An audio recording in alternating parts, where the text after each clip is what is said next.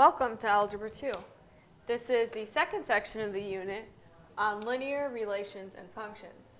So what is a linear function? A linear function is a function that's going to form a line. So when it's graphed, it forms a line.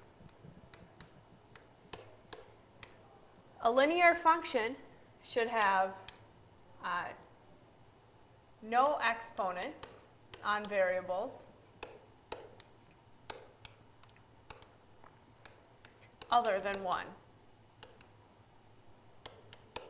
It also should not have variables multiplied or divided by one another. If it's a linear function, it can be put in standard form. So for example, x squared would not be a linear function. 1 divided by x would not be a linear function. X times y would not be a linear function. You know, y equals, or z equals on all of these. Those are all not linear functions. X plus y equals 1, that is a linear function. Okay?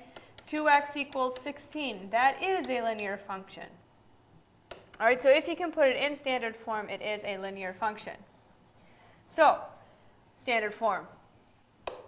Standard form is ax plus by equals c, where a, b, and c are integers with a greatest common factor, or a GCF, of 1. Recall, integers.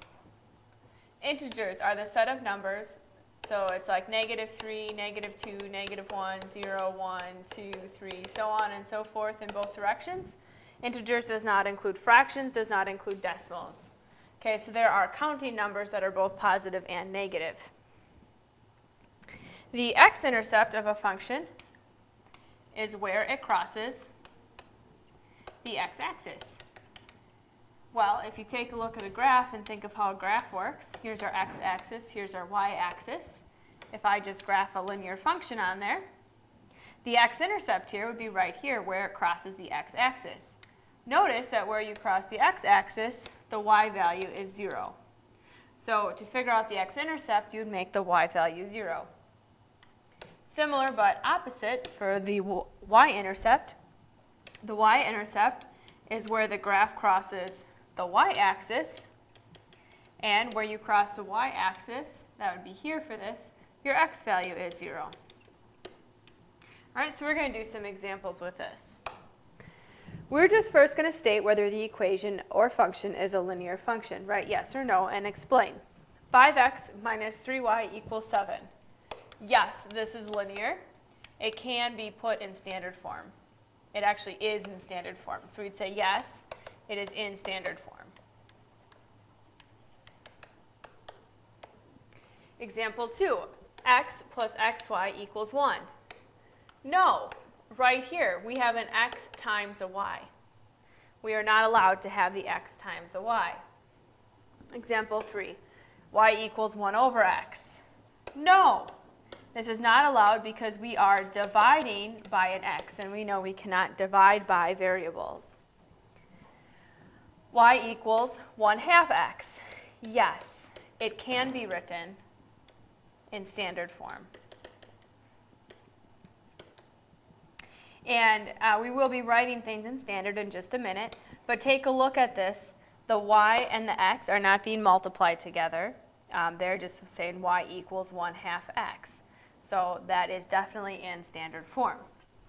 So now let's actually go ahead and write things in standard form and then identify what a, b, and c is. Recall standard form is ax plus by equals c. So we need the x variable first, the y variable second. So in this first example of y equals -2x plus 3, we would need to add the 2x to both sides. We then are left with 2x plus y is equal to 3. Notice that looks like standard form. A, B, and C, those are all integers. and they have a GCF of 1. So here our A is 2, our B is 1, and our C is 3. Standard form. Next example.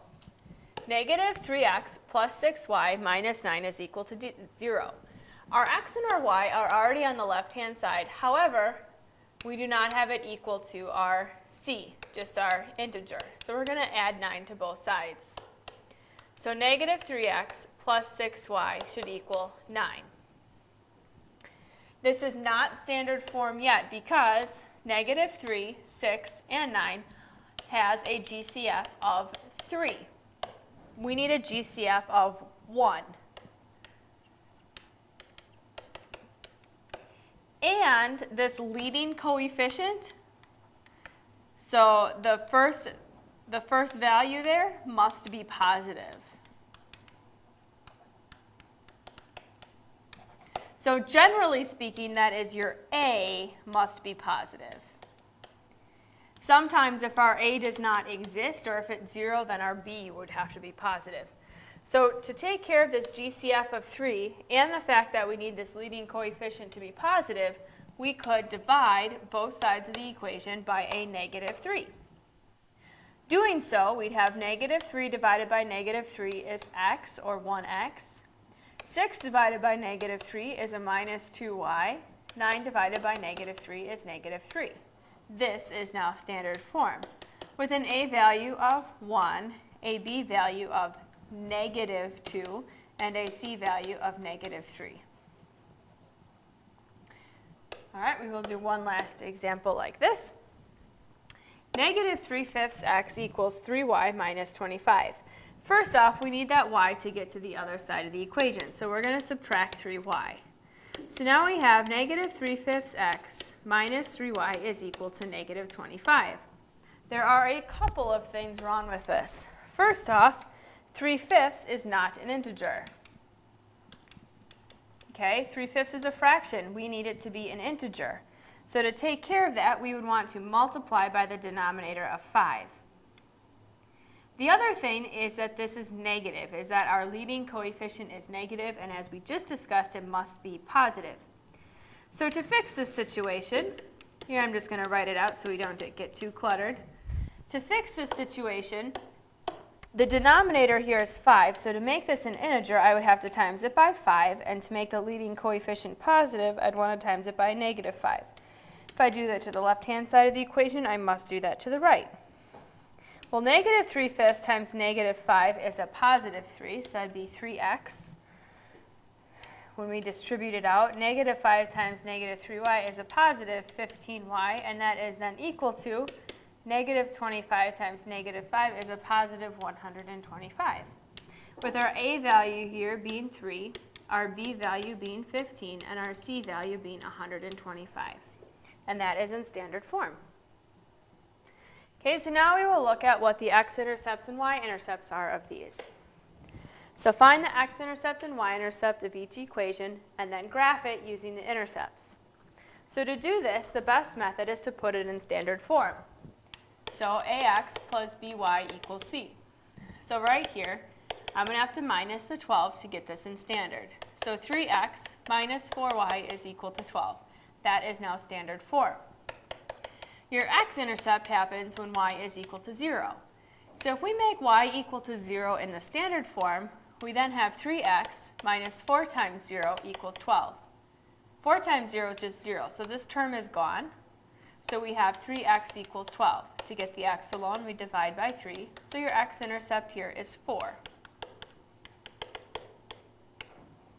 Okay, and we can plot that point, x-intercept of 4, right on our graph. To do the y-intercept, we want to do similar, except for we're going to make our x 0. So for the y-intercept, your x is 0. So it's like having 3 times 0 minus 4y is equal to 12. 3 times 0 is 0, so that's gone. So now we have negative 4y equals 12. Solve, divide by negative 4. So our y-intercept is at negative 3. So we plotted our x-intercept, now we plot our y-intercept at negative 3. To draw the line, we want to use a straight edge, which would be a ruler, to connect those 2 points together and draw a nice straight line.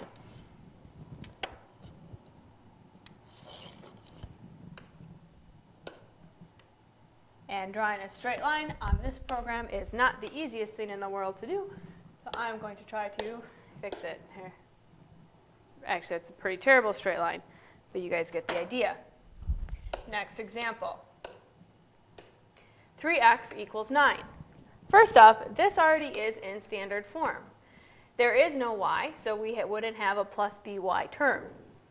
So we would divide both sides by 3 to simplify it, so we get x equals 3. So your x-intercept is when your y is 0. Well, there is no y in this equation, so here the x-intercept is just 3. Okay? The y-intercept is when your x is 0. So if we make x 0 here, we have 0 equals 3, which is a completely false statement. 0 does not equal 3. So what does that mean about the y-intercept?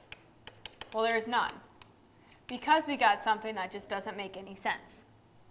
So we only have an x-intercept of 3, so here's our x-intercept of 3. And if we never cross the y-axis, that means we must be parallel to the y-axis, which means we have a vertical line at x equals 3. So the graph would look like so. Here's another couple of examples doing the same type of thing. 4y equals 8. Once again, this time we don't have the x term.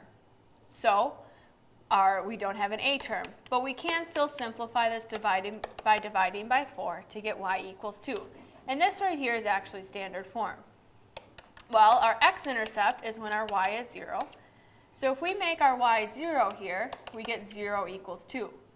Once again, this is completely impossible. 0 cannot equal 2. So that tells us that our x-intercept is actually none. Okay, we don't have one. Our y-intercept is when we make x equal to 0. Well, there is no x to make equal to 0 there, so our y-intercept is just y equals 2, or 2. So when we go to graph this, we don't have an x-intercept. We do have a y-intercept of 2, so we'll plot 2 on there. And since we never cross the x-axis, this will have to be parallel to the x-axis, or this makes a horizontal line at y equals 2. This is something you want to remember. You want to remember that your y equals values make horizontal lines, and when you have x equals, these make vertical lines. Okay, it's going to be important that you can distinguish the difference between the two. We'll do one final example in case some of you are still not quite getting it. So this final example, where this is in standard already. So the x-intercept is when y is 0. So if y is 0, that means the 6y term is just 0, so it's gone. So we want to see what 5x equals 30. So we would divide by 5, so x is 6. So our x-intercept here would be 6. Okay? Now, when we go to find the y-intercept, the y-intercept is when x is 0. So here, if our x is 0, we'd have 5 times 0, which is 0, so that term is gone. So we're left with 6y is equal to 30. Divide by 6, so y is 5. So your y-intercept here is 5. Okay? So now we want to graph this. So if our x-intercept is 6, on our x-axis, we'll go over 6. Plot your point. Our y-intercept is 5, so on the y-axis, we'll go up 5. Plot your point. Now, between those 2 points, you want to take a ruler and draw your line. Okay? Once again, I will attempt to make my line prettier. Ah, that one turned out, did not turn out any better than the other one. We'll try one more time. Well, my line will not turn out pretty for me on here. But when you do use a ruler, you will be able to get a nice, straight, beautiful line.